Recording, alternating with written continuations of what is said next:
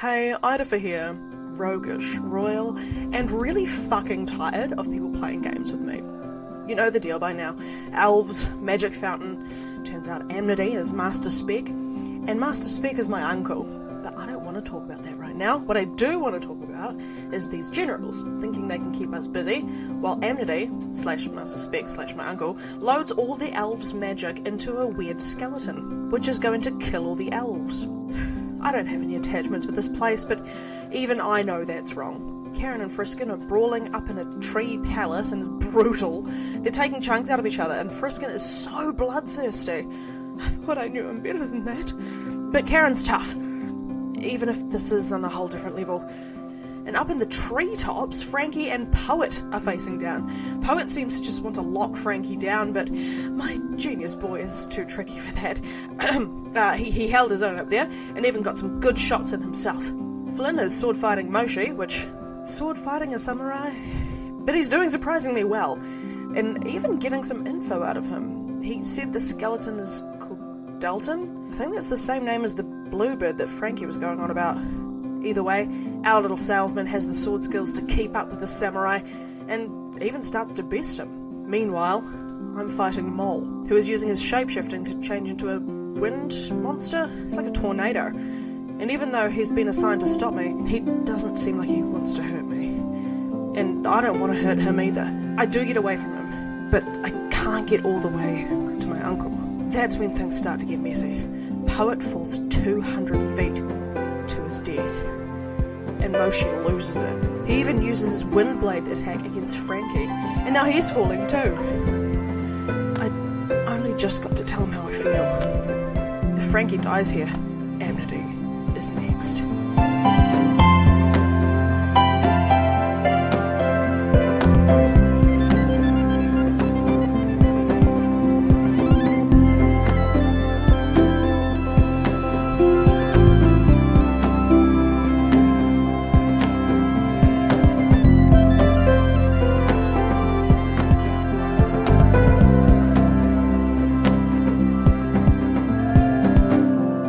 Everybody, welcome to the terrible adventures of the Janice and Breford's Parchment Company. My name is Penny D, and I love a podcast called The Terrible Adventures of the Janice and Breford's Parchment Company. Do you guys? Yes. Yeah. I love the terrible adventures of the Janice and Breford's Parchment Company. So my favorite arc in the podcast, The Terrible Adventures of the Janice and Breford's Parchment Company, I had a long and hard think about which of these was probably my favorite. And I think my favorite arc is Who Spiked the Punch. Yeah. That was our third arc, and it was our office party murder mystery. And I loved the way that it evolved. I think it was the arc where all of your characters really cemented into who they were. There's a whole episode where we just hang out at the office and don't do anything. And we just introduce all the characters. I really like that arc, and I think it was really fun. It was the introduction of Friskin, and we got a lot of lore out of it. That's my favorite arc. I really like that arc too. Yeah, it was fantastic. Hi, I'm Poppy. I play Idafer, the Tiefling Rogue. And my favourite arc so far, by the way, because undoubtedly this is going to be my favourite because it's all about me. But I think my favourite one so far was actually My Chemical Errand, because it was our first one, right? It was really fun, just because I'd never met you guys before either. So it was all new, it was all fresh. That's true. And I've made some new friends, and that was really lovely. Yeah! Oh, I hope you guys really can nice. be friends. That would be really awkward if you didn't. You're actually. awkward. Of course we're friends. Yeah, we Good. played laser tag. Remember? Did we? We did. Oh my god, we did! We did play Yeah. laser tag together. That was ages ago, hey? Yeah, Oh And my I think god. at that one means we're point we got friends. margaritas. Yeah. I think that Yes. also makes I us definitely friends. remember the mugs. Hello, my name is Stephanie, and I play Frankie, the human artificer. My favorite arc. That's a hard one. Apart from this current one, which I'm loving at the moment, I would have to say probably Who Spiked the Punch. Nice. Just because I think the way that I sort of try to get Frankie to investigate by doing something completely out of the box. That was I just sniffing thought- people's hands, right? Sniffing people's hands. Oh, that was People's good fun. hands to smell, I guess, the gunpowder or the some sort of residue on the hands. I'm like, you Something. know what? That's big brain thinking, and yeah, I just feel like that was my peak. So that's my favorite arc at the moment.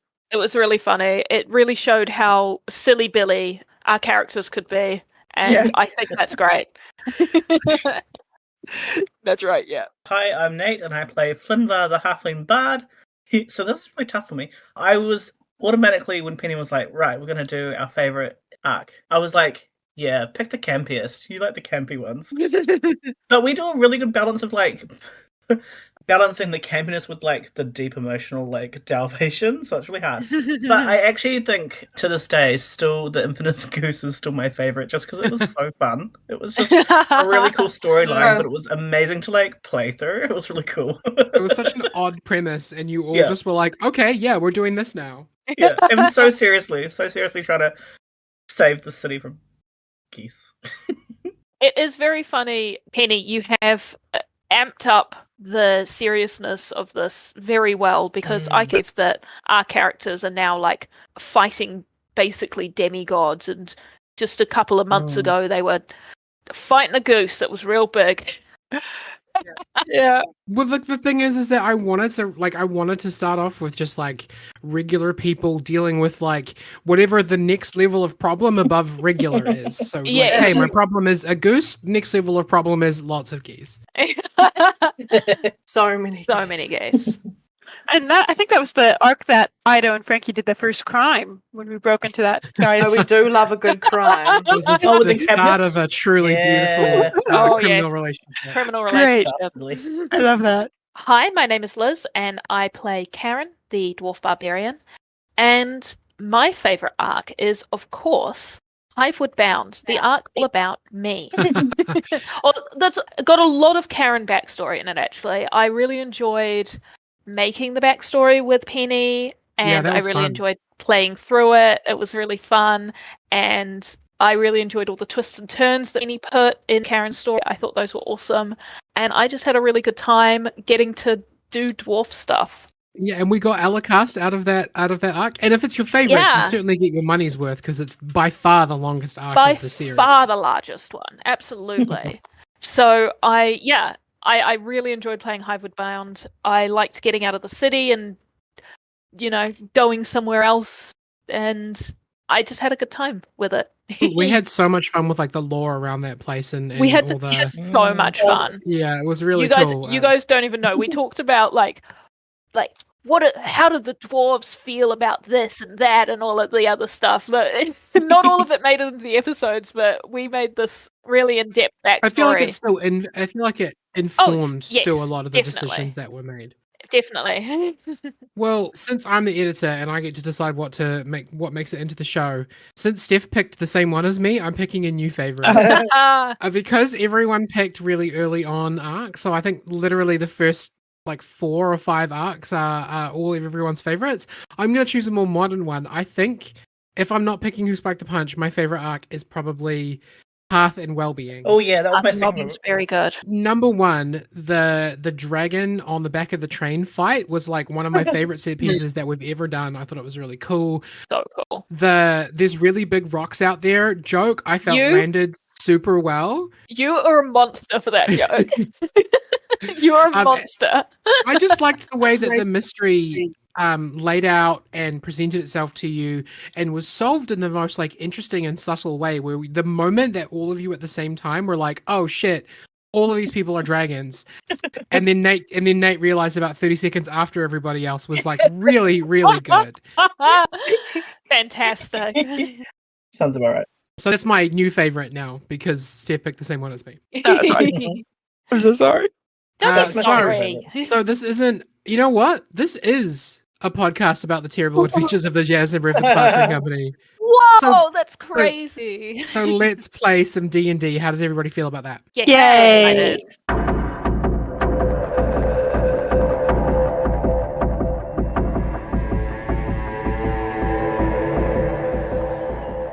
Violence all around you.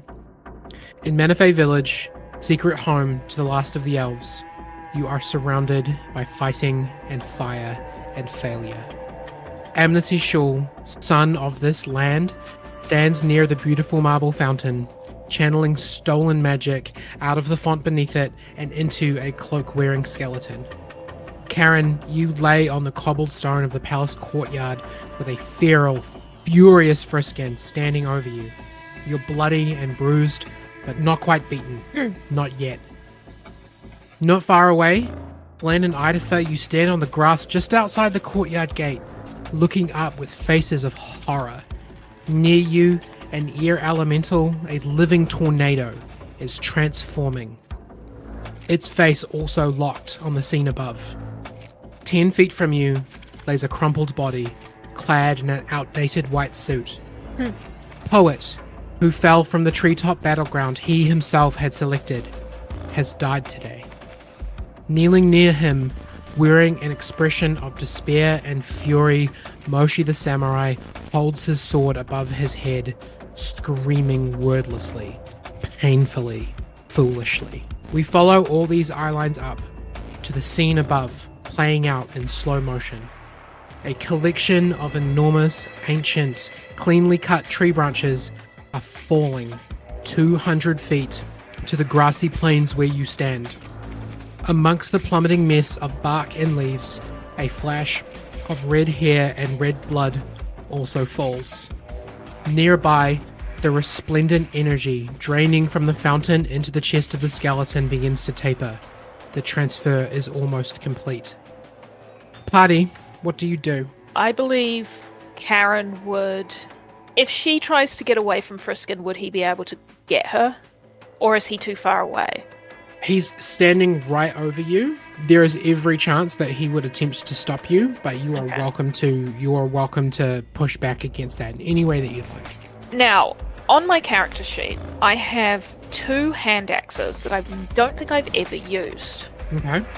Do I have them in my pendant? Yes. I'd like to pull out an axe and throw it at Amnetie. Okay, roll me an attack roll. Penny, you're never going to believe what I rolled. Is it a natural 1? No! It's a natural 20, baby! Straight up, yay! Oh my gosh, wow. God damn it. Good start. Karen grits her teeth through the pain of the assault that she has just endured. Her amulet glows red, and in her hand is a small, sharp throwing axe, which she tosses sideways like a throwing star, past Friskin's legs, as Friskin, also in slow motion, turns around and begins to chase after it. Oh. The axe hits Amnetie square in the chest and sinks deeply into his frail, gaunt skin, and he begins to buckle. After just a second, Friskin is there with him, holding him up and making sure that he does not fall. Get fucking wrecked, Amnetie. How far away is Flynn from Frankie? I'd say Frankie's about halfway down, so he's 100 feet up, falling fast, and he's falling like amongst a bunch of like sliced tree branches, and all the stuff is hurtling towards you, by the way. When this stuff falls, it's going to land on you. Ooh. Can Flynn strategically cast Wall of Force under Frankie, but like on an angle so it comes down like a slide? Okay. Can you roll me an Arcana check? Okay. I love that idea. I didn't take a picture of this really. I also rolled a natural 20 just now. Okay. Hey. Flynn, as a reaction, you raise a hand, and there's a small delay that makes you panic. Oh no. Because despite the fact that you were a few minutes ago using magic to cast, the air is no longer thick with power in the way that it was. Like, it's almost gone. But because you rolled a natural 20, you are indeed able to create a diagonal slide that Frankie hits hard, but him and all of the branches begin to slide together. There is a lot of weight coming down, and all these branches are rolling. I would not say that just from this one action that Frankie is safe. And so I felt that it was hard to cast that. Like, almost impossible. You're amazed that you managed it. Is that because I was using just the magic from the air or the electrum on me? You don't have enough Electrum on you to cast Wall of Force, actually, if you remember. You only have 4, so you were using the magic from the air. But you can even feel right now that this Wall of Force is not going to last long. Okay. Guys, the magic's stuffed! So Ido is very munted. Yep. How far did you say that I was from Frankie, or where Frankie would land? So Frankie was going to land at your feet, surrounded by branches. Flinvar has created a ramp so that he will be landing maybe... You can't see the force field because the force field's described as invisible, but you do see the branches and Frankie hit it and begin to slide down it, and you can see the blood trail that Frankie is leaving behind him. Yeah. Your guess would be he'll hit the grass about maybe 30 feet from you. Sorry, I just got the visual of like the streak of... Same. Just like, yeah. Is Frankie's peril funny to you? I'm laughing because I would usually be crying, but like Yeah, this is terrifying. anxious laugh. It's an anxious laughter. Yeah. It's the same What do you say, reason why Frankie? you get the giggles at funerals, right? Yes. Yeah. I think I would probably just pull myself around so that I would be under the impact. You don't even think. You see the angle of the fall change and you just go. You know that in you've got speed. Mechanically, you could use your full movement, bonus action dash, and also action dash as well. So you can go really fast when you want to. Maybe not as fast as Friskin, but you've got it in you. And Flynn is, shouting that the magic's not doing well. You're already gone. You run like the wind. Like the wind that makes up your friend Mole behind you. You run. You notice that the tree branches begin one at a time, stop, sliding and begin falling as Flinvar's Wall of Force spell is beginning to lose its existence. And you follow the trail of blood. You follow the small flashes amongst the branches and amongst the leaves that you get of Frankie.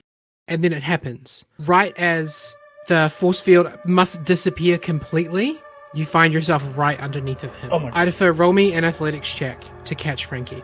I don't have so much of a catch. I think I'm more just acting as like a pillow on the ground, but athletics is not super great. That's an 8. Oh my God. Oh jeez. Idafer, you... Can I just take the full brunt of his body as damage? You dive forwards Oh, to God. catch Frankie, but you're a little off, and he literally just... His speed has slowed right down. He went from 200-foot vertical fall to a slide. The slide still had momentum, so you go to dive and hold your arms out, and he sort of lands on your back. But luckily, you were able to sponge the impact as both of you hit the ground, and Frankie rolls off you, and you manage to get back to your feet as his arm... Do I? Yeah, you roll out of it. He comes off you. You get back up as Frankie's arm lands on the grass near you, completely severed from his body. Both the arm and his body are losing a lot of blood.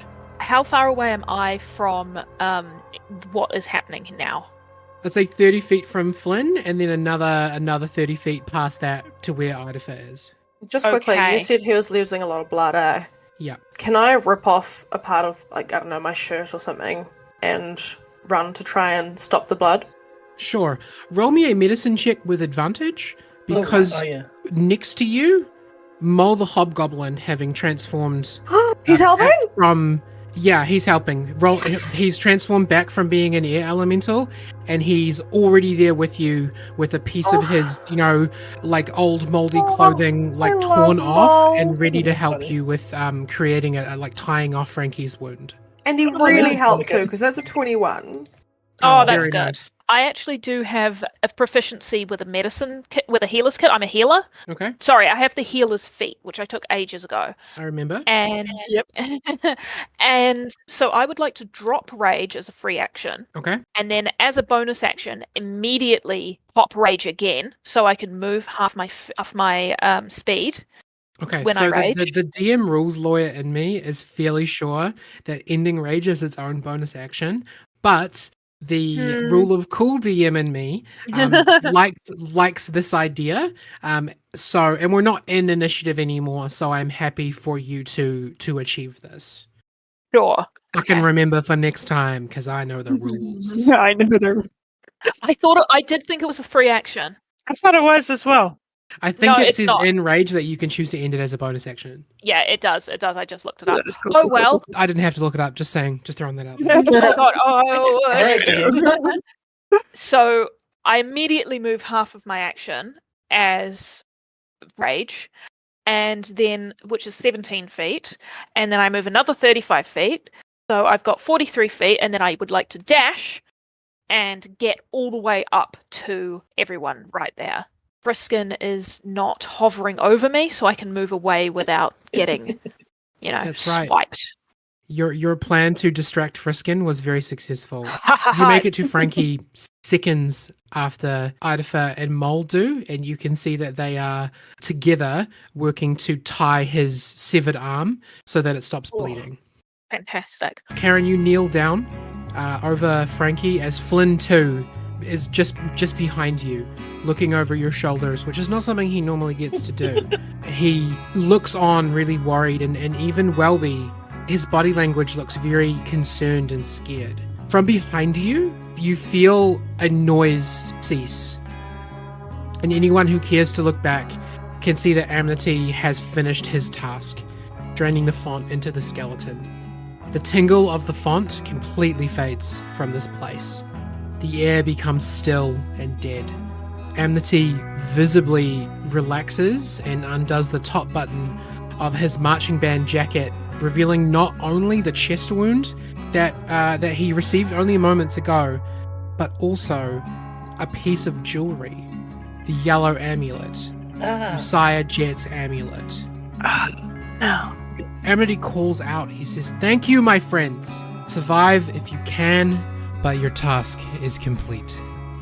Thanks to you, I can finally fulfill my promise." He turns to the skeleton and he places a hand on its shoulder and closes his sunken eyes. North, to the Chronos Scar. Chronos Scar.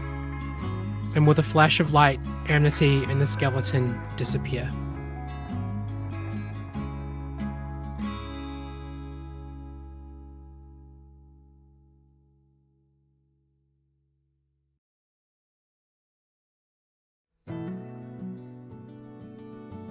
One hour later, the three of you, assisted by Mole, did your best to clean Frankie up and tie off his arm, but he's still unconscious, lying on a stretcher built from a large leaf and bamboo poles.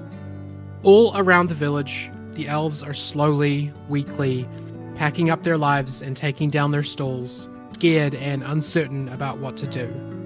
Not far away, the bodies of Poet and Moshi lie untouched, crushed beneath a fallen tree branch.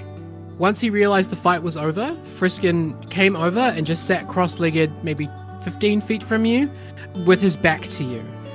Can anyone who cares to roll me an insight check? Ooh, Yeah, I'll roll insight. You can roll insight too. Oh yeah, that's right. Everybody insight. 15 for Flynn. Oh, that's good. I'm still trying to find my bearers. So sorry, did you say that Moshi is also crushed by a branch? That's right, yeah. So we Oh. kind of skipped over it, but the falling branches that were coming down on everyone, Moshi is crushed beneath the same one that Poet is currently underneath. Damn. Moshi cut down a bunch of trees and Frankie, and then immediately got crushed by one. Oh, God. Damn, Moshi. Karen rolled a That's nat very 20 for savage. insight, so she is laser focused on this cat. What the fuck are you doing? So Karen, first of all, you know that he's pretending to meditate. He's sitting with crossed legs and his head's rested gently on his knees. But because he's got big floppy cat ears and they're pointed backwards towards you, you know that he's really paying attention and that maybe he's just pouting.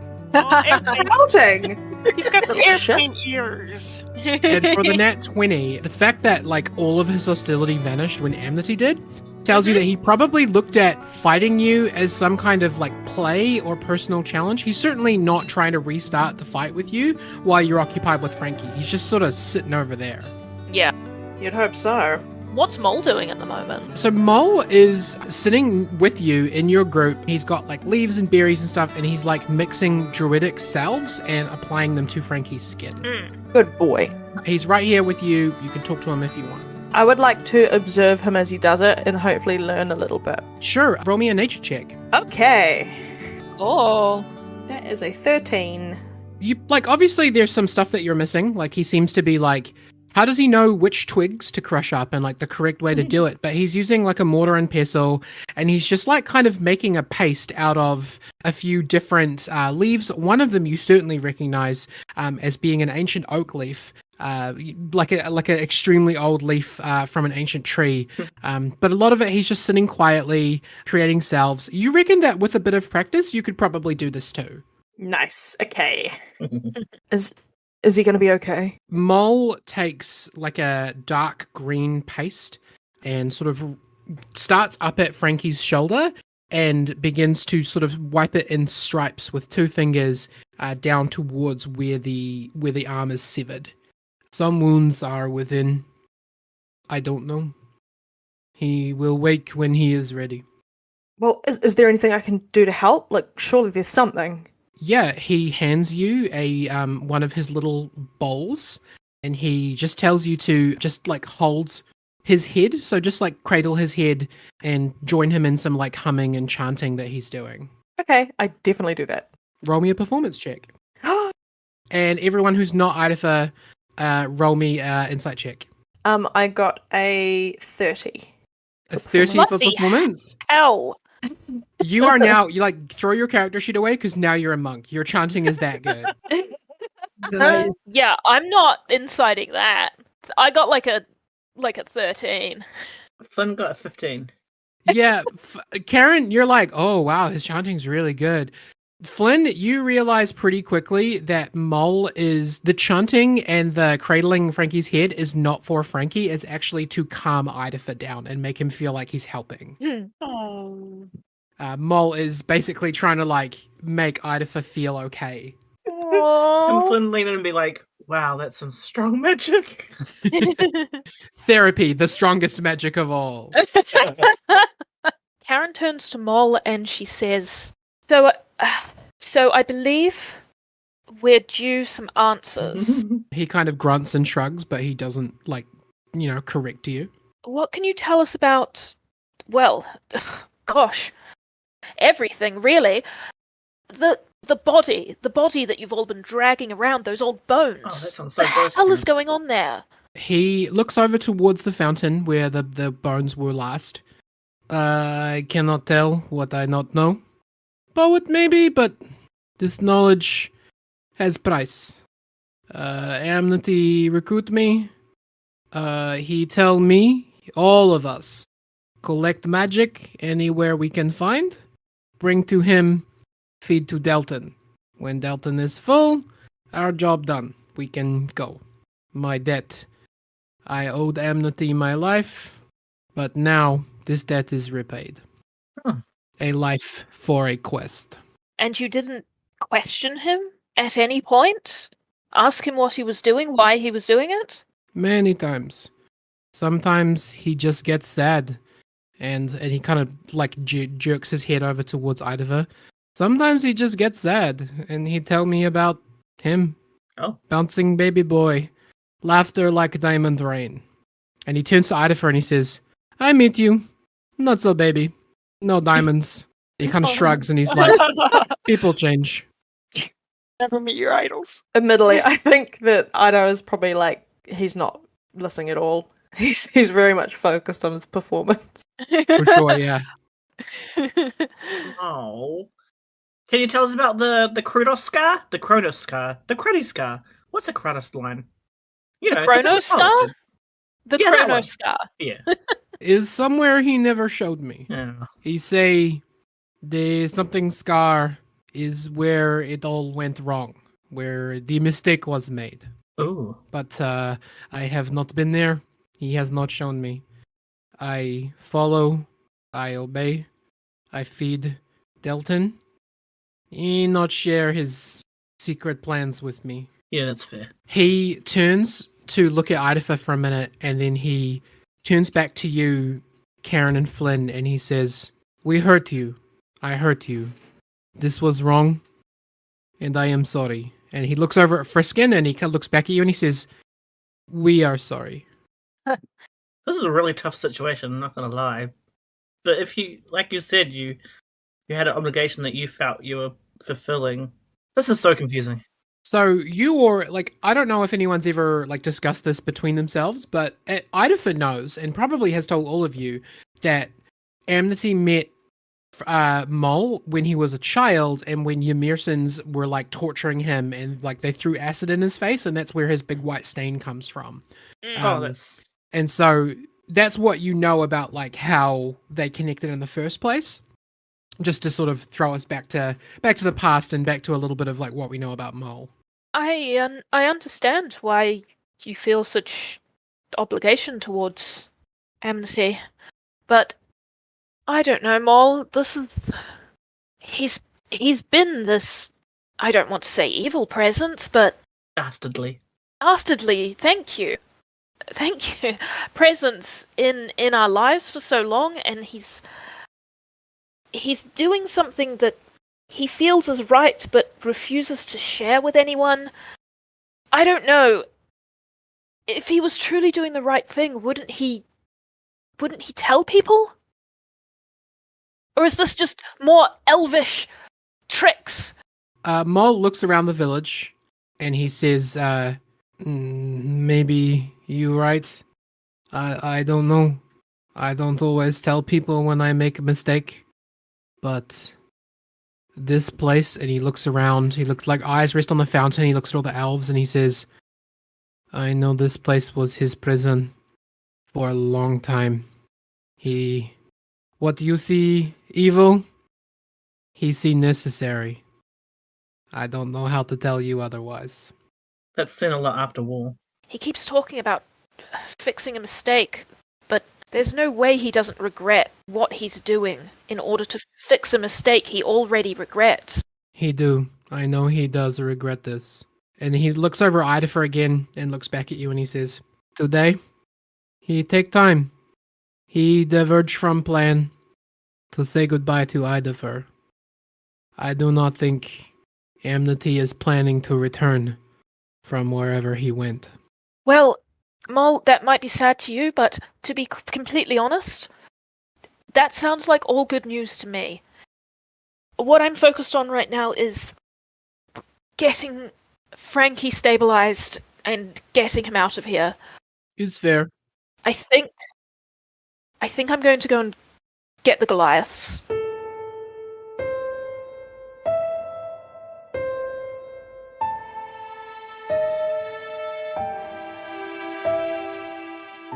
Karen, you stand up and you go to leave. And from the forest, the way that you were planning to leave it, you actually see a crowd of guards returning from the edge of the forest where you left them. They're carrying each other and two more people. And they've all shed their armor just because they just can't carry it. But they're also carrying Gwynfere, who's weakly fighting against their help. And perhaps more worrying, they're carrying King Yashul, who's currently unrecognizable beneath his skin and clothing, completely scorched and melted. But he is apparently still able to move and speak. Oh my god. Well... May I? Karen holds out her healing kit and also a couple of Electrum, and she kind of gestures to the king. Gwynfere, when you speak up, Gwynfere spots you and she shoves the guards off of her, who are just trying to help her and carry her. And she desperately runs, stumbles, crawls over towards you. And she grabs Idafer roughly by the shoulders. And she says, he's weak. He's vulnerable. Idafer, kill him. Kill my father. Do it now. I swipe her hand off me and go back to doing what I was doing. I'm just ignoring her.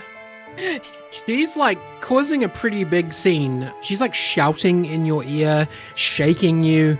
She's trembling and shaking, and I don't want to say probably feral is the wrong word, but she is in full on desperation mode. It would be very difficult to ignore her, but you can all roll insight checks if you want to. I think at this point I'm going to look up at Karen with like kind of pleading eyes, like, can you please deal with this? I can try. Karen, roll me insight. Sure. Activate Mama Bear. That is a 16. Sure, 16 was the DC. Gwynfia, as I said, is desperate. She doesn't see what she's doing. She's putting her own personal grudges at the forefront of her motivations. She's too far gone, and in this moment, she's projecting herself onto Idafer. She's acting like he's just an extension of her own will. Yeah. I'm gonna go over. She's weak, right? Yeah, just like all the other elves, like she is very weak. I'm just gonna go over and hold both of her wrists. Yeah, you don't need to roll a strength check. You have restrained her. Yeah. You are that And- strong, and she is that weak right now that that you don't you just do it with one hand. And Karen's just kind of holding her down, so she's still kneeling. She can't get up to like kick or anything. She's just holding her. So she's screaming now. She's like, "You don't understand." Okay. He- Okay. Oh, my children. Okay. Oh, Yep, my baby. Yes. He's And a liar. And Karen just kind of puts her hand on her mouth to kind of close it. Just kind She of closes doesn't the stop jaw. screaming through your hand. Yeah.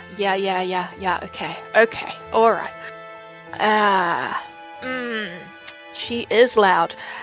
I'm going to kind of try to lead her away and just kind of let her scream in the bushes until she, I don't know, falls asleep or something. Okay. Roll me a D10. Go to sleep. That's a 1. Oh no. Yeah, so you lead her off. It's like past the tree line, and you just sit with her. I assume that you're trying to be like calm and empathetic and just sort of hold her in place and not like. Yeah. She screams herself hoarse either through your mouth or into the forest for 10 minutes. Oh wow. And eventually she starts to lose her voice, and she starts to like she already had no energy, but fighting you is just completely putting her out. And after 10 minutes, she's just lying there, panting and unable to move and unable to scream. All right, there we go. That one's better. And now I'm just going to pick her up and just kind of carry Throw her. her. No, that's your no. Carry her back over to the guards and go. So the palace, or where am I putting her? They look around at each other, and none of them are sure. And you realize that like they're probably not used to making decisions because all they do is just obey the king. And I don't know how to say this. Burnt pizza of a person like opens its mouth and croaks out, "Yes, the palace will do." Okay, I'll be back. I'll be back soon. And she's just gonna kind of just go and put her in the palace somewhere, not too far away. Karen has not explored the palace, so she only knows like the main room. Yeah, I think she's probably just gonna put her in the main room, maybe on the throne.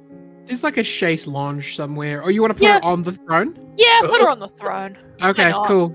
You leave funny. with that. this like metaphoric expression of this absolutely like mentally destroyed princess just lying on the throne of the elf village. Oh, that's dark. Karen leaves, but the camera lingers on her for a few minutes to like really drive home the themes and the message of this arc. There we go, I did it. Nice. Yes, we did it together. And then Karen's going to return back outside to Mr. Pizza, Oh, and she is going to give him a dose of healing. Okay. Yeah. Yep. Go ahead and roll me your dice. I can do that. It is 1d6 plus 4. I thought you were just gonna say one. I was like, oh dear. So he has 5 HP now.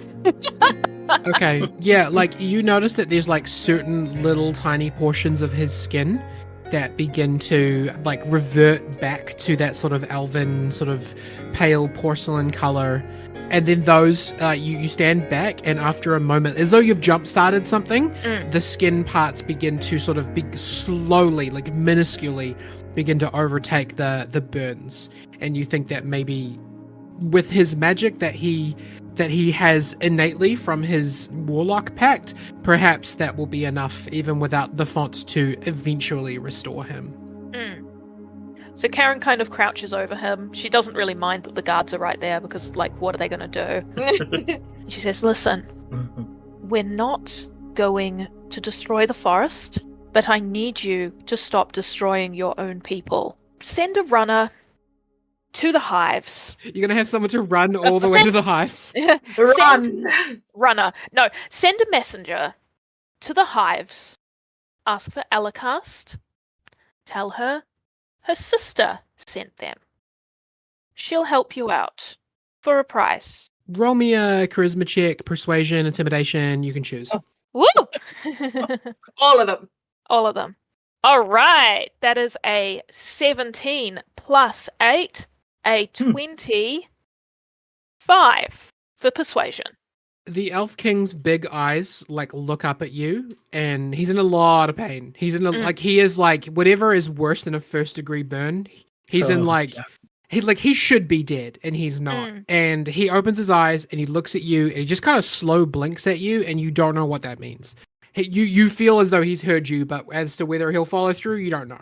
She kind of pats him on the cheek and says, "Listen, your warlock powers did this to your people, so buck up, Chuck, and What? learn reality." And she's gonna. Where are those 7 magical trees that we got gifted? They'll be back in the palace somewhere. Okay. They got put down when everything turned to Yeah, shit. yeah, they did. She's going to say, okay, well, I'm going to go get the trees, and then we're going to leave, because what is important here is getting our friend some medical assistance. So, goodbye, and don't fuck up again. Glenn, what are you doing while all this is going on? So Frankie's unconscious, Idafer's chanting, Karen's running around intimidating people. What are you doing? Yeah, I think so. First, Flynn's just off to the side watching. Well, not off to the side, but close. His eyes kind of follow Karen with her carrying on, and then he just kind of steps awkwardly side to side, trying to make a decision, and then he's just gonna go stand beside Ido and Frankie, just slightly behind Ido, to kind of give him a little bit of, I don't know, support without actually touching him and interrupting him. Are you giving him bardic Frankie. inspiration, or is this more of a character thing? Just emotionally there for. He's just been there for him. Just being close by, being a pal. Yeah, I get it. He's just showing support without being interrupting the moment, because he doesn't know what to do. And then he goes, "Oh, should we make something to carry Frankie on when Mole's..." He's currently on a stretcher that's already been made, so he's got a big right. leaf and bamboo poles. So sorry, you can carry on. Should we pad Frankie some more, so where are we carrying him to? What are we doing with Frankie after he's stabilized to get him help? Because is there no other healers around? No offense, Mole, you're doing an amazing job. We're very thankful. But we need to think beyond the now to the what next, because we all care about Frankie, and there's a lot of dead people around here, which is not great for infection, and it's very morbid, and we just need to make a plan so that we've got something to do, and we've got this, but this is a little bit terrifying. And I know that Frankie's got his shoes still, so it's not all bad, because it's not just boots, but we need it. We need to make a plan. Idafer, do you respond to Flynn talking to you, or are you still just kind of blocking everything out? I think he's not going to react, but he is going to speak. As he's still holding Frankie's head, I kind of picture it as he has his legs crossed and his head's rested in his lap with his hands behind it. And he pauses his humming briefly and he says, "I don't care what we do afterwards. I just need him to stay alive." Idafer, as soon as you say this, you hear a voice in your head. Attempts 241. Huh? Dear Mr. Sourpout, please come north. You will find help for your friend at Silver's Line. Answers wait for you here in Toth. And if you want, you can make a 25-word response to this message. I think Ido would immediately waste that, because he has no idea he only has 25 words. It's wait, what are you talking about? Where do I go? Sorry, can you tell me exactly where I need to go? I'm pretty sure that would have been 25 words. Yeah. Yeah, there's no response. There's no further communication. I kind of snap out of it a little bit. I'm like, we have to go to Toth. Are you okay? Ido, talking to yourself? Yeah. We just I had a voice in my mind, and it told me that we can keep Frankie safe if we take him north to Toth to Silver's Line, and I don't have anything else to go off right now, so I would really like to do that. Wow. Karen, you come back with the saplings to hear this. Yeah, we wanted a plan. Karen's carrying these saplings and she goes, "Well, that sounds good to me. You take the front and Mole takes the back of the wait, what's it called? Stretcher. My brain is There has sorry. to be something like a wagon around here, surely. My brain was going sling. You take the front and Mole takes the back of the stretcher, and off we go. We clear the forest. Well, We get a wagon from the Goliaths, and we go north. surely there's a wagon around here, though. We got to get there fast. There's surely there's horses.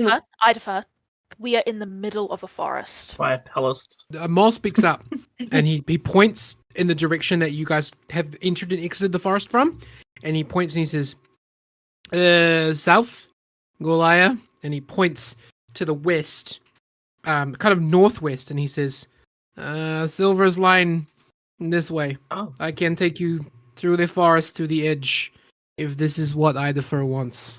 Diamond Baby is my friend. Okay. I love Mole. Okay, Diamond Baby, are we Oh, God. detouring south to get a wagon, or are we going straight there with the Whatever stretch? will get us there faster. Surely having a wagon will help. This is a palace, so it gets food delivery, surely. I know they were stuck in here, but... I mean, Anyone who wants they- to roll me an investigation check to find a wagon here in, or like something here in the middle, in the in the of the forest. middle of the forest. Well, I mean, it's Well, we're near a a palace. village. Yeah.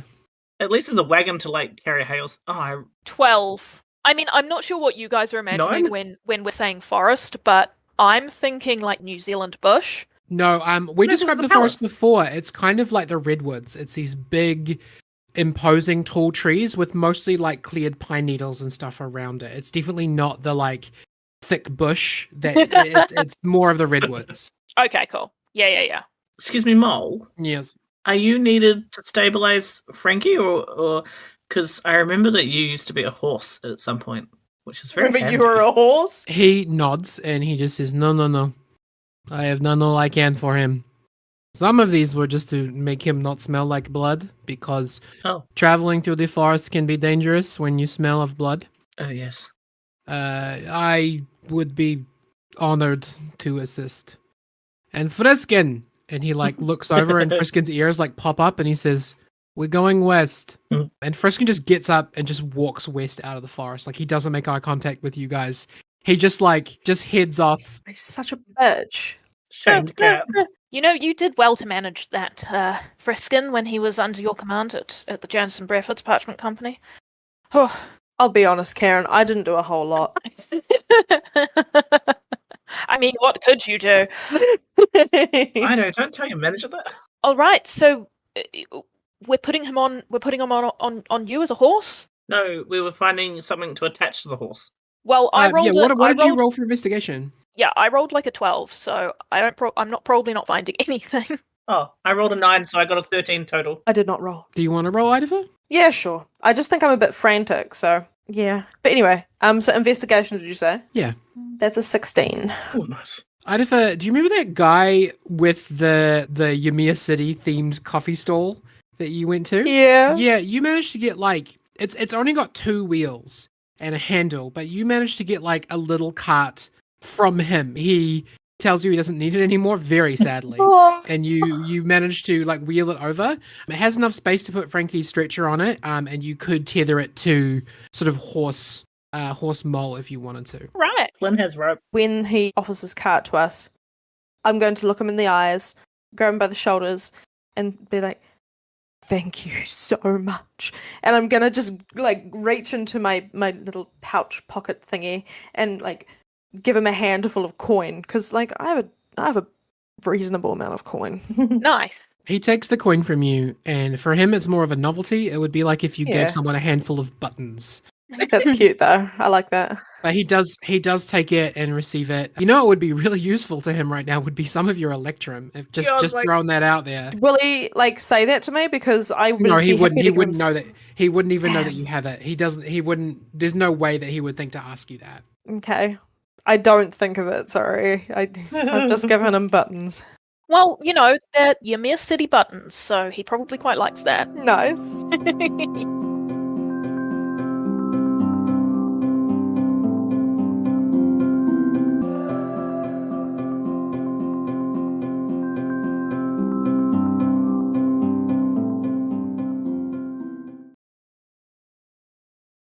Kia ora, Penny here. Thanks for joining us for the end of Our Last Hope. Thank you very much to our patrons for continuing your support of our show. James Courtwright, Samsara, Claire McDonald, Jules Bergesser, Violet, Alex Moore, Lyndon Hood, Jesse Wesson, Disturbed One NZ, Andrew Evans, Luna Chris, Steffi James is awesome, and Danielle, the Tea Lady, Lady of the Tea. This episode has some fun bonus content that I actually had to cut out of the release, so if you're interested in hearing a little extra and you're on our Patreon, make sure you stop by and catch those extra clips. Music credits, thanks to DJ Williams for A Kiss for Amanda, Robert Musinger for Blue Mood, Telecasted for Beckoning, Bone Dry and Seasons, Jeremy Blake for Dead Wrong, Asher Falero for Forest Lullaby and Lament of the Ancients, Jamina Contreras for Golden Cage, Freedom Trail Studio for Heal You, John Patitucci for Horror Base Choir, Minnie Vandals for In Consciousness, Diala for Indecision, Nathan Moore for Tinker Time, and Nico Staff for Walking in the Sky. This is the last episode of Arc 10, so just a heads up to our listeners that we're currently, right now, as the day that this episode releases, we're recording final episodes of the show. So to make sure I can give our wrap my full attention and my full effort, we will be skipping a release week so that we can record. Expect our next drop around the end of May, and then a full release schedule until the end of the series. I just wanted to thank you again for listening and for enjoying our story. I'm already planning the next campaign, and if the cast we have is any indication, it is definitely going to be a banger. I think that's all. Enjoy the break, and let's finish Our Last Hope.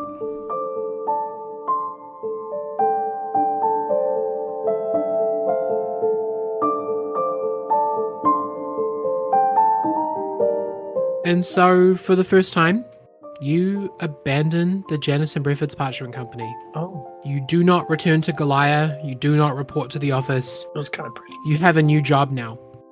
And that job is to help Frankie. You leave behind the secret elven village and its scared, confused inhabitants. With some occasional guidance from the white-stained horse that you travel with, you head west, traveling for days through the quiet of the Manaphy forest. Once in a while, you see Friskin through the trees, and he's kind of, you know what Idafer was like at the start of the adventure, where he would be like hands in his pockets and like kicking rocks down the road kind of thing? Yeah. And like he's clearly too proud to apologize and thinks that like he doesn't think that he can travel with you because he doesn't think that he's welcome. But he definitely is like wants to be near Mole and doesn't want to leave Mole behind. So you do catch him from time to time, just like sitting in trees or like sitting like cross-legged at the foot of a tree. He's traveling separately, but kind of with you, but separately. He's a slinky malinky. Cute. Whenever Karen kind of sees him, she says loudly, "Oh, I bet Friskin won't be able to catch us a whole deer for dinner tonight." And just things of that nature. "Oh, I bet Friskin won't be able to guide us to a pond where we can wash," etc., etc. Where we can walk. Roll deception. That is a 19. Yeah, like once in a while. So, at the end of the day, when you stop to camp, there's just a dead deer. At one point, you see the horse's ears prick up and he suddenly makes a sharp left. And you do find like a little lake in the forest where you can stop and wash and, clean your clothes and, change Frankie's dressing kind of thing. Friskin is never visible when you arrive at these places, but your reverse psychology appears to be working on him. Nice. Oh, I love it. That's so cute. Despite being stabilized and receiving healing magic, Frankie never wakes, and he rarely stirs. Karen's skills enable the party to travel quickly, but to everyone's surprise, Idafer too charges forward, with a fierce determination that even Welby is amazed by, and he doesn't get like anything that's happening. He's like, wow, that really annoying guy is just going super fast. He's going so fast. And that other guy who I quite like is very quiet. Yeah. Yeah, like insanely quiet. No off sandwiches for Welby. After about 3 days of travel, you reach the edge of the forest, and you say farewell to Mole, who tells you that he does not follow anymore, that he and Friskin will go their own way. Okay. Okay. Flynn and Karen, you both start to take notice of Idafa's mood, fierce and unrelenting, and you wonder if maybe it's time to talk to him about everything you're leaving behind and everything that he's carrying. So, you're royalty too, huh? Yeah, it seems that way. Not just royalty. Escaped royalty. Yep. With family baggage. How are you dealing with that? He's gonna stop and just look at Karen and be like, Karen, I don't really want to talk about it right now. I know you don't want to. But this is when we're going to talk about it, Idafa. You've had 3 days. Percolate it. We've been quiet, we've been walking. Now's the time to get your mind right before what comes next. That's a good point, Karen. Yeah. It's Steph, not Frankie. Frank's really good. Frankie goes, yeah. Just like out the side of his mouth, like, yeah, that's really cool. Oh my God. He's been listening the whole time. If you don't want to talk to me, how about you tell it to Frankie? Karen, if there's anyone in this world that I would talk to about this, it's probably you. You seem to understand, and if nothing else, you're our mum, and you're the closest mum to me right now, so... Right now? Well, right now. What am I meant to do? Well, that all depends on what you want to do. You've found a whole new family that you never knew you had before. You've got a whole new set of relatives that you may or may not want to talk to. Relatives that never reached out to me. And one that did, but lied about it. So... He did lie about it. Yeah. It's okay to be feeling upset, confused. That's all okay. It's all... The problem is, Karen, I'm not feeling anything. I'm just numb, and I want Frankie to be alive. Yeah. If I may, sometimes not feeling anything is our mind and our heart's way of protecting each other. This is a lot, and you've just kind of been discovering how close we all are to you. And after big events that happen like that, it's a lot to process, but you've just had things back to back to back. So sometimes it's about naming the things that have happened instead of focus on what you're feeling, because sometimes you can't name what you're feeling, or you're not feeling anything yet because it doesn't feel safe to. That's right. But you can say out loud what happened. It's important to speak the truth and recognize it. And maybe that's all you need to do right now. Well... I don't want to start. How about we just have a conversation, and if I say things that happened, then that's what happens. Okay. Ooh, I know. Out of the three of us, who has the most problematic mother? Oh wait, At that no, point, that might I be too was soon. actually Hold like burst out laughing. He's like, okay. Okay. I Wow. feel like I probably take the cake on that one. on. Hey, my mum does make a good cake. And at least I could really do with a cake. and at least mine doesn't hit me anymore. So, well, that was really dark, actually. I shouldn't have said that one. That's okay. It's okay to be a little dark, and Yeah. sometimes Sometimes humor it is gets a good, through. lance to the boil. All right, we're not trying to comfort me. That was completely disgusting, though. Flynn. Yes. Not a fan of that. Well, boil care is very important. That one was wretched, Flily was. But thank you, though. I'm sure we just thank you for being there for me. I think I forget that I'm kind of still a kid in a lot of ways. And I'll be honest, we've dealt with a whole lot of really adult problems. Oh yeah. Oh, yeah. But they were never to do with me, you know? So, it's kind of weird. You've had a lot of responsibility thrust upon you very quickly. Very young. Yeah. But on the bright side, I have you guys, and I have my mum and dad at home, and I'm sure they're safe. I don't know why they wouldn't be. Well, they've got their cat to defend them. Fierce This little is bear. true. That cat will kill someone.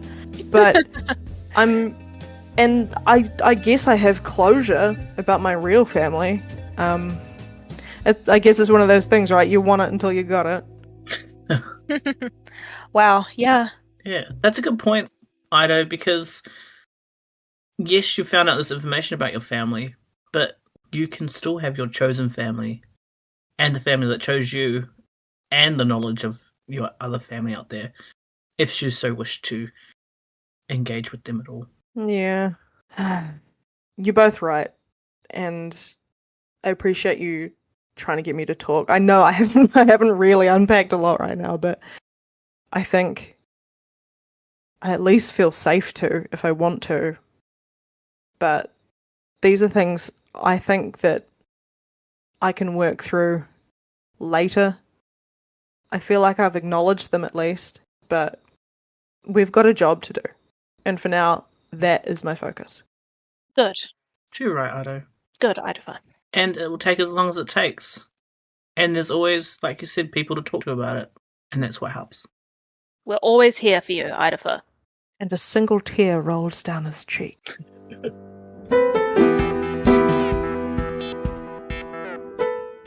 And so, your party continues on. After another couple of days of non-stop travel and brutally cutting down any bandits unfortunate enough to get in your way. Oh my god, yes! Can we do a quick fight? No, we would murder them. Yes, we would. So after a couple of days of this, you arrive at Silver's Line, a small, quaint hill town right under the border between the Kingdom of Ymesa and the Republic of Toth. It's on the map if anybody wants to check it out. Exhausted from your furious pace, you take Frankie to an inn, and Idaho stays in the room with him while Karen and Flynn go out to look for the help that Idaho was promised. But the help that you were promised finds you. Oh, yeah. Oh. Frankie, you've just woken up in the science lab of Gezdark the Inventor. A dream is fading from your mind. Something about a tree? No, it's gone. Bye. Your personal science hero is staring at you, and the longer the silence holds, the more awkward it's getting. You come here often? Oh, I love Frankie. Yes, every day, in fact. This is my lab. Oh, I was. My name is Frankie. You probably already knew that, but I feel like I should introduce myself. And he goes to shake, like hold out his hand to shake, but it's not the right hand. Oh yeah, you're gonna have to be a lefty from now on. Oh, Here, are you okay? Are you gonna panic on me? Yeah, I will. I could feel it coming. Okay, drink this. And he hands you like a science vial with a murky, warm liquid inside of it. Cool. Oh my gosh. He first goes, nope, wrong hand, and grabs it with his left hand and just drinks it back. Yeah, it's tea. yeah. Yeah. Oh, I love chugging that. tea. That So is good. rough. How are you feeling? Do you feel up to walking, or do you need a few more minutes? I think I could walk. I'm fortunate to have both of my legs. That is certainly fortunate. He says. Frankie says as he tries to make light of what's happening because in his mind it's a raging storm and he has no idea what he's going to do. He slowly sort of gets up and sits on the edge of the bed. Gizdark is really gentle with you, which is not what you would expect from like listening to all of his science recordings when you were like really young and learning. He was like that. Gizdark was like tons more like strict and would like tell people off and stuff. This is not the Gizdark that you were expecting. Oh, wow. But they lead you out of the lab up some very tiny little gnome stairs. For you, it's like 3 steps. For him, it's about 10. Oh. And he leads you through a wooden door into a very sunny kitchen full of indoor plants. Out the bay window, you can see that you're just up a grassy hill from a small town. And at the kitchen table, you can see a muscular half-orc woman wearing a black singlet. You recognize her instantly as Gizdark's partner, Sumrinha, master smith and original builder of the Warforged. Hot. Oh, wow. Never seen this or heard of this character before. This isn't a personal Penny character that I'm delighted to see again. not hardcore blushing at seeing her again. It's fine. It's fine. Oh man, is this a dream? I've literally dreamt that I would meet you, but maybe not under this circumstance. Frankie, once you speak up, the people who Simrinha was talking to at the kitchen table, when you entered, all turn around. And you see Karen and Flynn and Idafa, who are sitting around the kitchen of your idols, just drinking coffee and eating fresh croissant. Croissant? How could you just be sitting around drinking and eating croissant when you're in the presence of greatness? Do you know how many posters I have of this man? Frankie, I think it's actually pronounced croissant. Croissant? Anyway, sorry, is this actually us here? Yeah, you're in this kitchen. You're hanging out with this orc woman. You're the ones who brought Frankie here. Awesome. Okay, I'm gonna jump out of my chair and run towards Frankie for a hug, just completely forgetting that he's probably in pain. Gentle, Ida! Sorry. Frankie, are you Frankie, are you okay? Yeah. I'm 2 thumbs up. Okay. And he does 3 thumbs up, but it's only one. We can work on that. Speaking of dark humor, surely Gizdark has something that can help, right? Oh man, does he probably ever? I remember episode 346.2 when he created this whole mini robotic pulley system purely out of sticks and twigs and twine, but the mathematical calculations involved. Ida's not paying attention. He's just smiling. Yes. Frankie's rambling, and then we see Idafa's point of view, and there's just like a little bit. He's like backlit by this golden light, and he kind of looks like, what's that like? Oh man, I'm gonna age myself here. What's that like Japanese art where it's like 2 really sweet, cute boys in love? Yaoi? Yaoi, yeah. You're seeing like the Yaoi version of Frankie. That's not Yaoi! No, Not Yaoi. Okay. Aww. It's oh no, I'm gonna really embarrass myself. This is just boy love? It's called Shonen Ai if it's romantic. Oh, okay. Oh, And then there's also Shoujo Ai, yeah. No, it's alright. We all know. oh no. oh, you Can we guys. remove that? Mate, we're playing D&D. We're already nerds. Yeah. Oh man, you could just call it. You just call it shoujo with like the shoujo roses and stuff. Okay, sure. It's you see the shoujo version of Frankie with the big anime eyes, while his like lips are flapping and talking about facts. In your version, he's just giving like a hot, like cute guy, like pursed lips kind of thing. He's just adorable. Yeah, we can hear Total Eclipse of the Heart in the background. Roses are blooming. You zoom out, everybody else is watching him absolutely yap on. What Just- the hell? bedhead, crust in the eyes. You know. Yep. Typical Frankie look. Frankie, roll me insight. Oh, insight. Cool. Insight is natural 20. Hell yeah. yeah. Well done. You realize halfway through your explanation that recording that you read, Gizdark was like really old, even for a gnome. He was like approaching 180 around that time, and that was a long time ago. And you realize that, like, he recorded them like a long time before you were even born. And so, given the sort of this timeline and the sort of like what you know about the invention and the implementation of the Warforged in Ymir City, Gizdark and Sumi should be a lot older than they are, but they seem surprisingly fit. Impossibly so. Oh, they're fit. Can I ask you a question that might be personal? Who are you talking to? I'm sort of just addressing the two of them. Yes, certainly.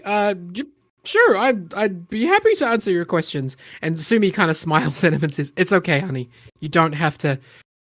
What do you need, love?" Oh, How old are you two? The two of them like share a glance that you all would know is like they know something, and they're like deciding amongst themselves whether to share with you. And Sumi smiles and walks up to you, Frankie, and she's so big and muscular compared to you. Oh, yes. And she sort of crouches down and looks at you in the face and says, "Don't you know it's rude to ask a woman her age?" But it's for science. Hmm. It says with his eyes. He's like, oh my god. She rolls her eyes in the way that you know that she has been given that exact response millions of times in her life. Yes. And she holds up her fist to you, and she's wearing a leather glove on the back of her right hand. We've had a little help on that front, actually. Roll me an Arcana check, Frankie. Ooh, Arcana. Yeah. That's a 14. It takes you like a half a second to register that there's a chunk of like orange crystal mounted onto the back of this glove. It looks super familiar. Oh shit, that's an amulet. Whoa. Cool. Wait a minute. You turn around to look at Gizdark, and he smirks and like taps his like goggles headset, and there's a silver stone set cleanly above the eye holes as like a sort of forehead mount, and that's the same. That's also an amulet stone. Frankie like reaches for his amulet, be like, Me too. Your amulets are still here. They haven't stolen them from you. They have their own. What? You do? And in different colors? So, I just like to imagine, if you're familiar with One Piece, when Sanji gets a blood nose. From, Oh my god, yes. That's happening to Frankie, but about science and the fact that there's other amulets. Frankie gets woozy. Like, he's getting his lightheadedness from blood loss from, like... Whoa. Frankie, you okay? Frankie nearly faints from... Sumi easily catches you because you're made of sticks. Catches you and just holds you in like a Princess Carrie. Must do research, develop hypothesis, scientific method.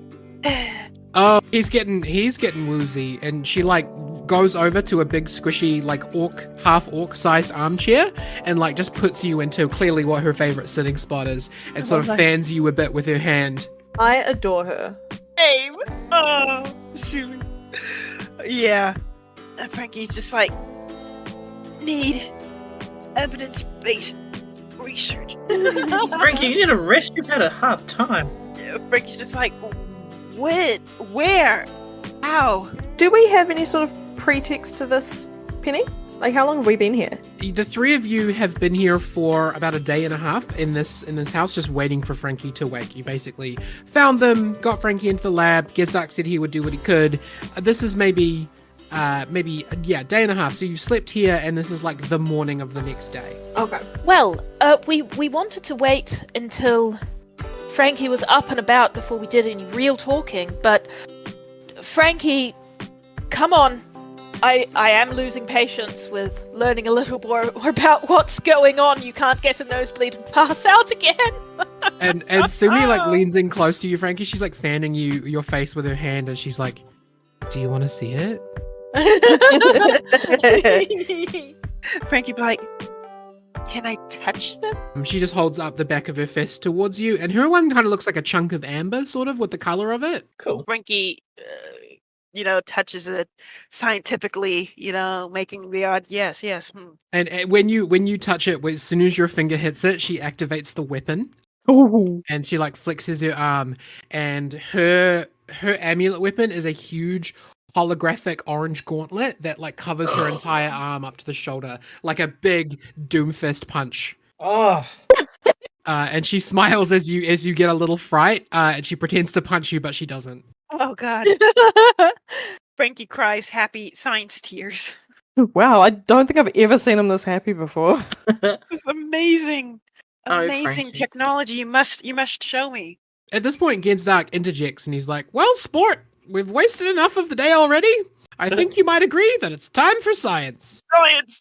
Oh. Frankie Science! comes up with a renewed sense of, I don't know, life. And he's like, let's do science. Science heals HP. Yeah. Science. He smiles at you, and he looks up, and he gives you like a respectful nod, and he says, "My boy, your friends tell me you have created miracles that exceed even mine.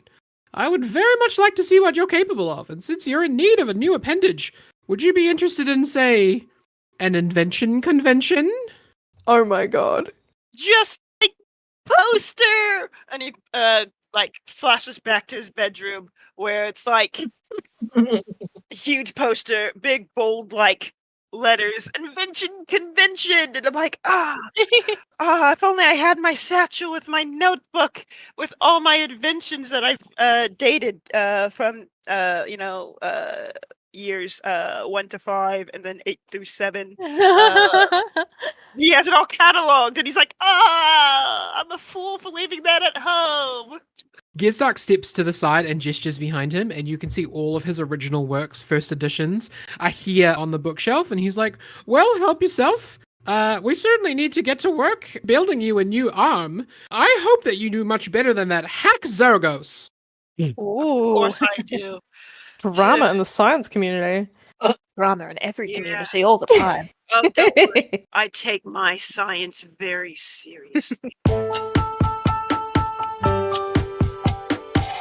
And now we're going to do a little bit of an arm building contest montage. Oh! Steph, can you paint us a little picture of like you and Gensdark in this lab building yourself a new arm?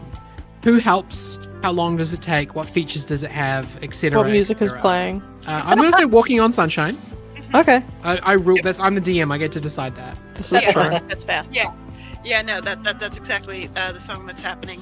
So what's happening is it goes through like the phases of Frankie, Sumi, Gastok, just like, huddled over like some plans, and somebody's drawing something, and then someone else is like, no, they wipe it off the table, and then there's like physical plans, and then it moves on to creating like little prototypes, and it's like, oh yeah, no, that's not gonna fit there, and then it moves on to like bigger arm appendages, and this takes, I would assume, like on the outside, like the three of them, it feels like it takes like days, but to like everyone else, it's literally been like, I don't know, half an hour, and they went through all of this range of emotions. Like, oh, there's a scene where they're like sitting there around coffee, like, oh man, we failed. Oh, what are we gonna do?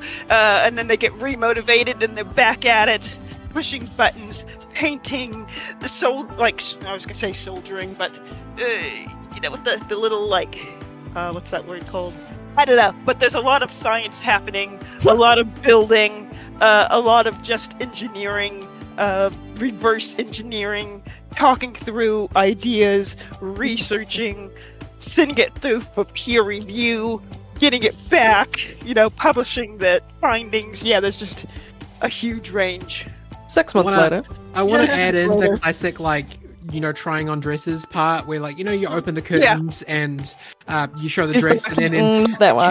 Karen Yeah. and Flynn and Idafer are the crowd. So like you open the curtain and Gizdark's got like one type of arm and you guys shake your heads. Yeah. And you open another curtain and Sumi's showing off an arm that looks a lot like her gauntlet. You guys shake your heads. And then the curtain opens Karen another nods. time and Frankie's like got himself like his own arm design. It's very Frankie, and it's kind of It like kind of looks like a wet sandwich. Yeah. And it's actually like it's also another left hand. It's like, oh wait, no. Put it on backwards. Can you please, Frankie, we're going to roll an Arcana contest between yourself and Gizdark to see who built the better arm. Okay. Ooh. Can I give him advantage? Just by like being really supportive. Part of the montage is going to have Idafer lying on his side, like leaning leaning on his arm, just being all cute. And while Frankie's working, he like very hesitantly like gives a little kiss on his forehead and then goes back to work. So yeah, Frankie, you can have advantage. Oh, thank God, because that was a natural one. Okay, that was 17. I like to think that the natural one is actually the kiss, but then Yeah. the new roll. Yeah, he was like, oh my god. Yeah. Oh my god, oh my god, oh my god. But the new role is he is actually like inspecting Idafer's arm and seeing how the fingers work. Yeah. And, like So it's there's a lot of touching going on, which I feel like Idafer would be pretty happy with, even though this is pure science. Also, But- How did Karen and Flynn react to me giving Frankie a kiss on the forehead? Oh, they knew the whole time. Damn it. They thought knew it'd be before like, you guys did. Yeah, Karen goes, ugh. Oh. That's a good little Yay. ego boost. Frankie, what did you roll for your Arcana check? I just want to say, before I say the answer, no matter who wins, the important thing was the science we made along the way. For sure. Exactly. So you rolled another net one. No, that was a 17 this time. Nice. Is that including your like huge Arcana bonus that you get? Yes, it is. Oh. Okay. No, Did not okay, roll so I have to be high. 17. Gizdark has a plus 10 to Arcana, so I'm going to go Woo. ahead and roll my dice. I have a +9, so it's cool. It's cool. It's cool. It's cool. That is a 4 on dice. Oh, So you guys like show off your arms and you're like showing off the features and the bits and pieces. Gizdark's one has like a little black hole built into it and it accidentally destroys itself as soon as it activates by Aw. sucking itself in. Oops. So he's like, maybe I shouldn't have put that there. Not a great place for a ground zero. Science gives and science takes away. Frankie, what features does your arm have, and like, does it have any spells inbuilt into it? Like, what stuff can this do? Much Frankie would have kept at least this version quite simple in that he wanted it to be quite similar to his actual little gauntlet that he used to wear, so that he's already used to what it does. So it can cast like flame sphere, and I also built in the shield that we have. Yeah. Oh, yeah. Yeah, so the shield's in that now. Oh, so you moved the orb of like metallic liquid like into the arm? That's quite Yes. cool. wow. Okay. Yeah, so like it is sitting sort of on the palm, like it would, like, you know, the Iron Man like Oh, yeah. thing. So it's a bit like that. So it's a bit more like cool looking. I haven't thought of any other features, No, but that's great. That's all good. What color is it? Frankie started off being like, you know what? We don't need color. Color's fine. And he's like, actually, no, racing stripe. So it's just like a science silver, Yeah. which is kind of weird. But there's just a random red, like, racing stripe straight down, like, the middle, Yeah. the tip of the Oh, fingers. Makes it go faster. Yeah. red, huh? Red, huh? Yeah. Red. Cool. Gizdark, given that his arm that he spent days on immediately disappeared into a black hole, concedes and comments that your work is flawless, it's impeccable, and that your teacher deserves kudos. And then he pats himself on the back, having a little chuckle about that. Frankie also chuckles about that. And Gizdark and Sumi help you install it. And how does Frankie feel? Frankie feels like powerful. Like, yeah, he lost his arm, but like he's gained something so much better. He's imagining everything that he's going to be able to hold with it. The precise like precision movements he's going to be able to do. Like, he's thinking more like practical, like, oh man, think of all the science I'm going to be able to science. Like, man, should I cut off my other one? Oh my god. No. Do that. I thought you'd say one out loud and we were like, no. No.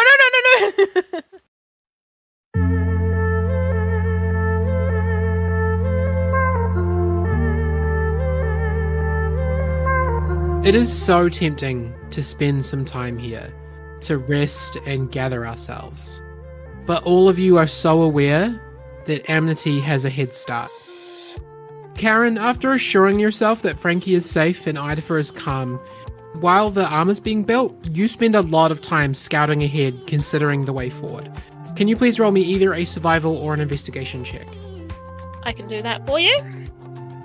Okay, I rolled a 15 plus 1, so 16. For which check? Survival. You find out through a little bit of surveillance that the border is well guarded and well patrolled. The local guard here in Silver's Line seem to be in the business of shakedowns. So you decide that maybe the border is not the best way to cross over, and you spend a little bit of time gathering the information that you need to find your party's way into Toth. What is it? What's the way that you find? Caves. Love a good cave. Love a good cave. Love a good cave. Not a lot of dwarves up in this area. Not a lot of caving being done. You find a local cave system and you chase out a dozen bears because you can do that. No, they have to be owlbears. You chase out a dozen owlbears, Oh my gosh. and you seem fairly confident that this might be a way for you to enter Toth without being shaken down and without paying taxes and without being tracked. Hell yeah. Hell yeah to no taxes. Thanks for saving on money. Flinvar, And Bobby. you eat well in Sumi's kitchen, and she seems delighted to have someone at her table to feed. Gizdark, during his few moments of downtime, even discovers and befriends Welby. Can you please roll me a persuasion check? Ooh. 15. The DC was 15. Nice. They are impressed by your mastery of both sword and spell, and they spend a lot of time talking to you and getting to know you, and they seem fascinated by your life as a salesman. After a while, Gizdark offers to load some spells into the Promise of Tomorrow for you, and I have 3 offers that you can choose the one that you want. Oh my gosh, cool. Oh, sick. The first offer is that you can take a 4th level Stone Shape and a 1st level Silvery Bubs. Oh. The second offer is that you can take a 3rd level Fly and a 2nd level Misty Step. Or the third offer is you can take a 5th level Big B's Hand. Oh, what's Big B's hand? I don't know that one. Okay, so Big B's Hand is a 5th level spell, so you probably wouldn't have seen it before. It's kind of like the big, super powerful version of Mage Hand that can do stuff, make attacks, and block people. Although Flynn likes the idea of being able to make a statue of himself, I think he's going to pick the fly and the Misty Step because then he can fly with Welby. Aw. So please add 1 use of 3rd level Fly and 1 use of 2nd level Misty Step to your character sheet. Those are stored in the Promise of Tomorrow, and Gizdark provides the Electrum that would be needed to cast them, so you don't need to adjust your stocks. Nice.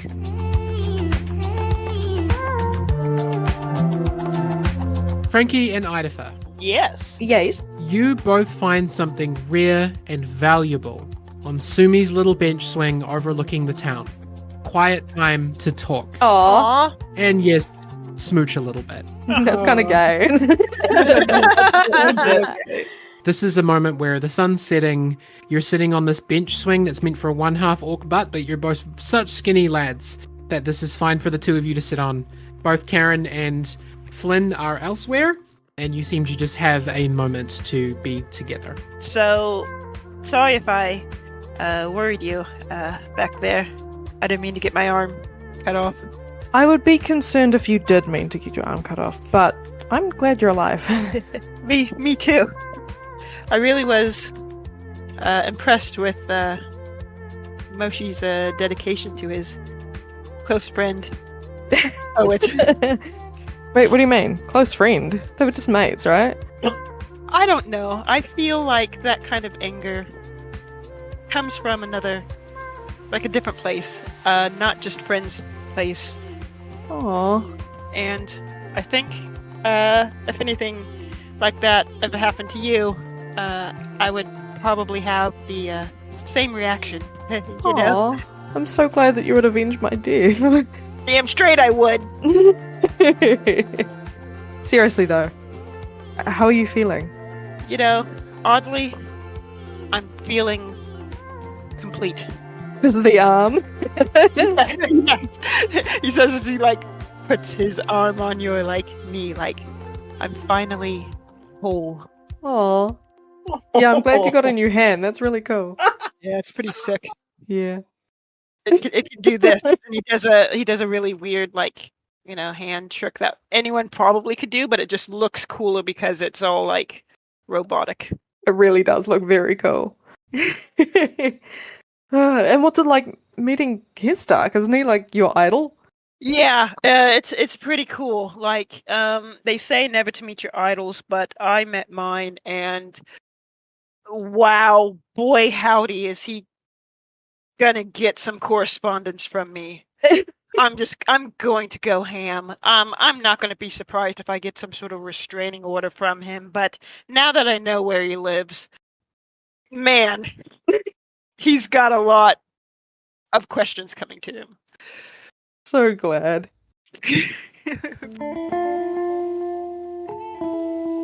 Idafer, you put your head on Frankie's shoulder and you guys just swing and watch the sun setting.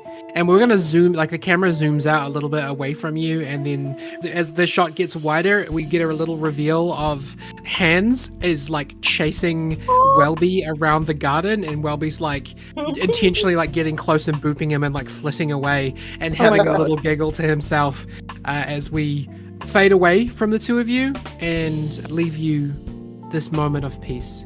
Nice.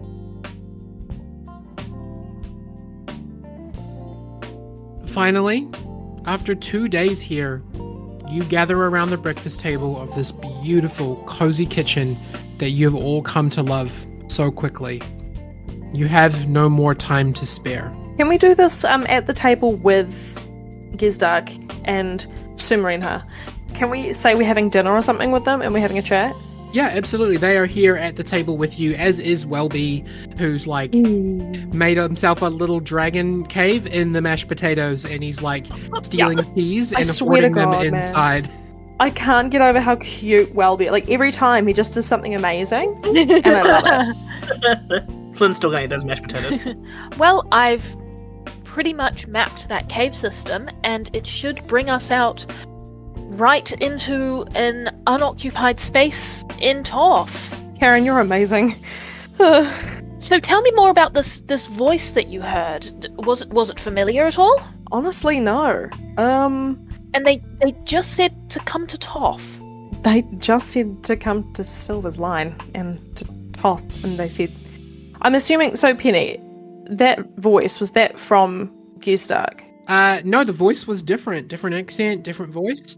Well, it's because it mentioned that it would keep Frankie safe, right? And Frankie's safe now, so... I'll tell you what, I'm going to copy it, I'm going to paste it to you in a message. Well, I think one thing... They addressed me as Mr. Sourpout, and there's only one 13-year-old I know that addresses me as Sourpout. Is it that kid from down the street? Oh, yeah, no, Silver. You think Silver's in Torf? I guess. Wait What's a either minute. that or the whole team of kids that live in the sewer, but I don't think it's them. Wait a minute. Didn't the assassin say something about being from Torf? Oh. Oh, that's right. I mean, yeah, that's right. Oh, yeah, her. Something about being banished? Yeah, but that was just a fake backstory, wasn't it? Oh. But now that you mention the sisters, there was definitely one more of them, right? That we haven't met yet? You're right. She was banished. After she killed the king. Who? Oh, what was her name? Oh, Flynn. Flynn, what was her name? Wizards. The Academia. The Academic. The academic. Oh, Demi, that's right. Silver apparently adored her, but, well, you know. Yeah, science. You know, someone called the Academic might be able to fill some knowledge gaps. That would be ideal. And might need paper. Who knows, it may have been her that actually sent me the message. It seems kind of like an angel thing to do, doesn't it? They've sent us messages before. It's interesting that it's very personal, though, the little nickname. Well, how else were we to know that this was someone to be trusted? That's true. Yeah, admittedly, if she has only ever heard of me through Silver, well, that's what she'll know me as. I'm a little bit worried that it was a name that only you would know because it could be overheard somehow. That's a little bit creepy. Well, either way, we're going to find out when we get to Toth. Exactly. I just don't know where. We've fought worse, surely. Well, we've definitely fought bigger. This is true. We fought a dinosaur. And a dragon. But I have to say, the message didn't sound threatening at all. They were offering answers. So... Can I tell you, Idafa, really, all of you, at this point, I have had quite enough of schemes. I would give almost anything for a straight answer out of anyone, even if it is some crazed angel who is summoning us up to Toth to kill us. I don't know about you, but I'm so ready to go. We're really scraping the bottom of the barrel now, aren't we? But no, you're right. But we need to finish this delicious dinner. And he looks directly at The camera? It might be alright to pack leftovers. At the camera. who's the cook? I guess it was... Sumarine has the cook. Can I call her Sumi? You can call her Sumi if you want. Cool. Thank you, Sumi, for this delicious meal. And the hospitality. She blushes and eats an entire steak just in one bite. And I love it. she chews it and swallows it, and she says, "Since you're wandering, I was wondering if I could ask you all a favor." Oh. Anything.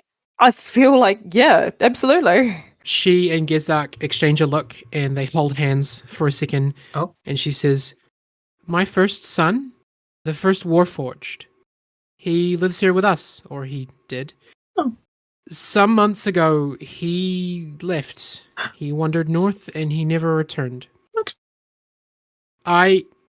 We miss him.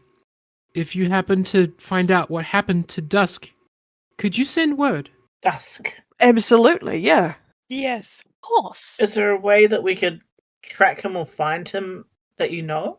Because you made him, right? So you might have a magical A connection tracker. or a familial link. You know the Warforged as being big, tough, competent beings. Dusk was my first attempt at building a sentient creature. The best thing that you could probably look for is a trail of accidental destruction. Well, we won't know if it's him or Frankie, will we? Gizdark kind of clears his throat and he pipes up and he says, "Well, since you're going, you should know that it's probably going to be quite a lonely journey. Toth is a lot emptier than it used to be. Nowhere near the population of a century ago. They're declining." Well, it can't be as bad as declining elves. Actually, speaking of, what is Toth like? Roll me history. All right then. History is... Oh dear. I don't know, Penny. I have no idea. I Yeah, rolled no, a you're 4. you're gonna find out when you get there. So, you two both have amulets. Does that mean you're around the time that other people had amulets? Because, we've just figured out that, Amnetie, there's a lot of links that are merging at the moment. Right, guys? Yeah.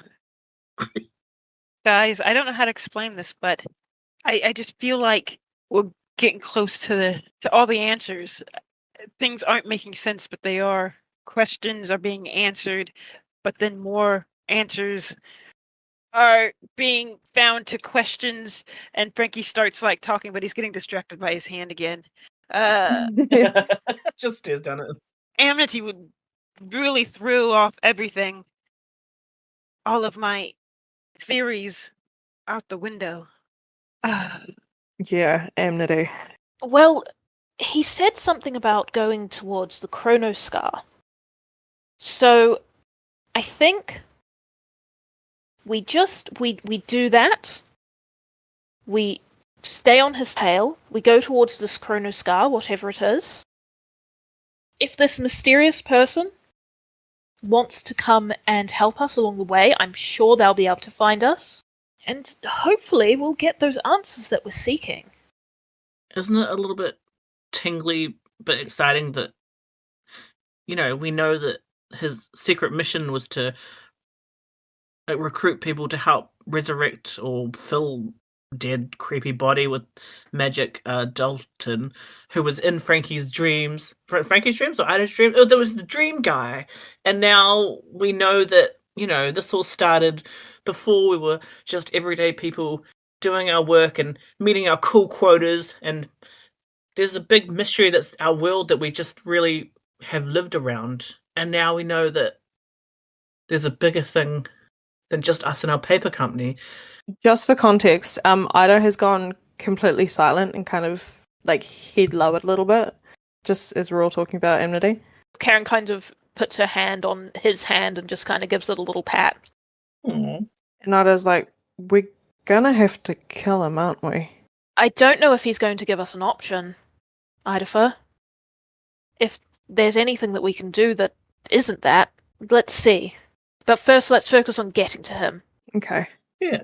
Because he's trying to bring back the gods, right? Obviously. Well, that's what he's trying to do. Yeah. I guess maybe he has, a good intention. We don't really know. A year ago, I would have been all for it, but he's been crashing through Yamirsa for so long. I don't know if what he's doing is the right thing anymore. But either way, we're going to find the answers that we seek at the Chronos Scar, and that's where we're going to go. Do you reckon that's where they died? No. Do we know? Do we remember? I have no idea about the Chronos Scar. Do we know where they got killed?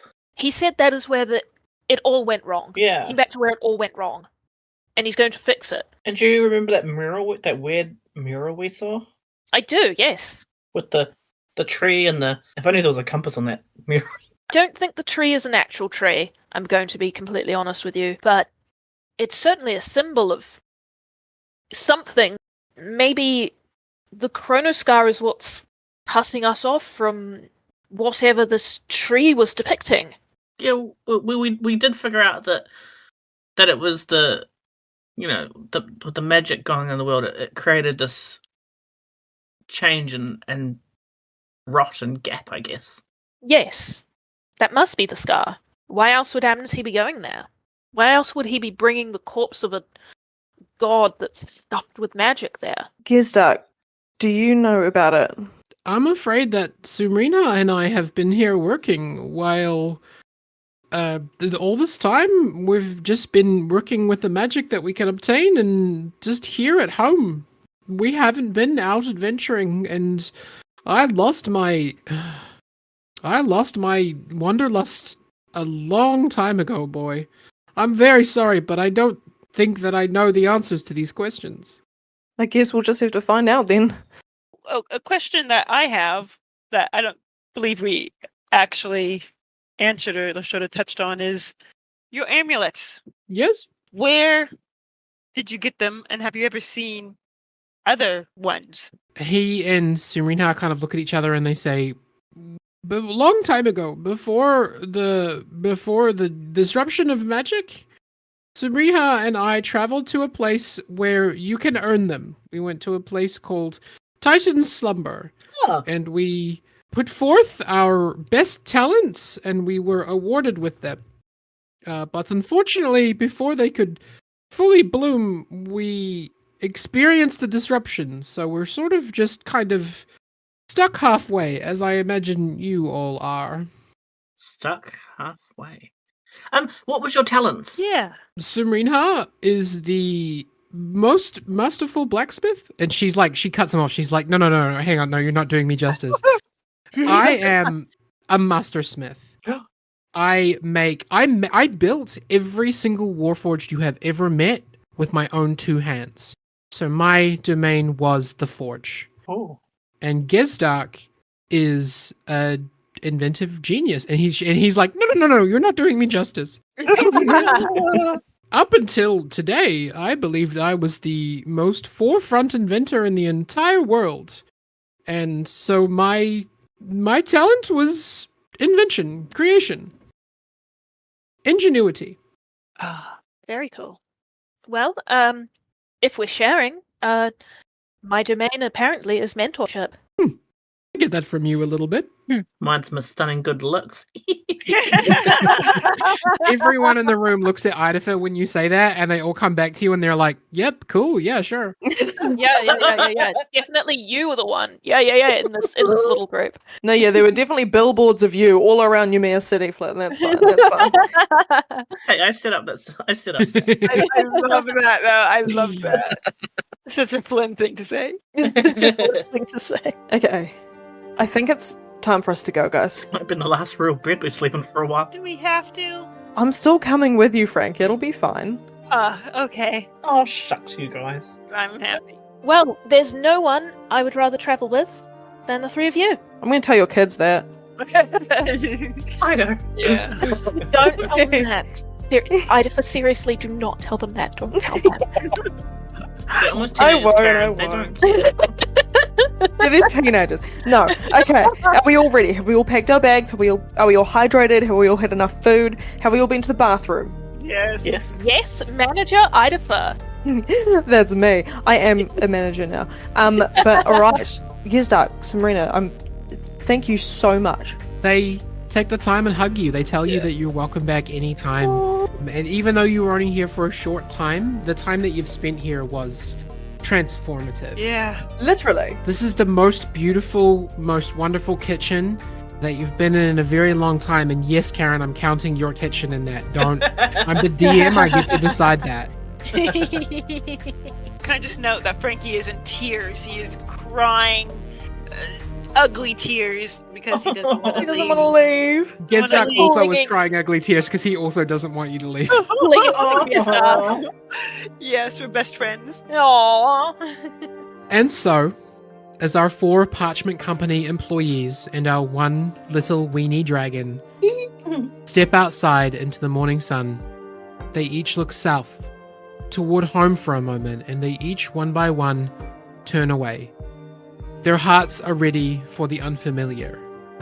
This one small act, this defiant shunning of their ordinariness, in this moment becomes the bright, shining line that all heroes ahead will measure themselves upon. Our home, our world, our future, all rests on the bravery of the 4 stepping toward mystery, stepping toward danger, stepping toward the chance to change everything. As the 4 fall into their usual traveling patterns, footfalls falling together in a familiar song, they journey unaware that the Chiron incident lies just 3 days ahead. They cannot know that in just 72 hours' time, the world will be a much different place. And if they did, well, I think we've seen enough to know they would not so much as break their stride. Friends, it's time you knew the truth about the journey we have followed together. Up until now, I have framed this story as though normal people can make a difference, as if the unremarkable can change the world. But I'm sorry to tell you that you have been misled. Because as long as there is kindness in us, bravery in us, for as long as there is passion in our hearts, not one of us can ever be called ordinary. This story is now, and always has been, the tale of how our choices make us extraordinary. And now it's time to finish it.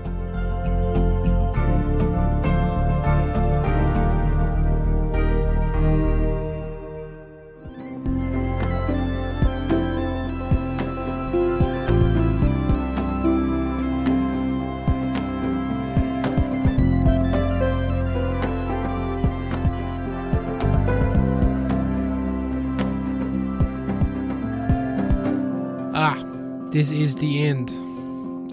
Mole. Not good guy. You should not do as I do. But maybe this thing to learn. I follow. I do not questions. This my mistake. Could be better. Could ask more. Perhaps this is my lesson. Goodbye.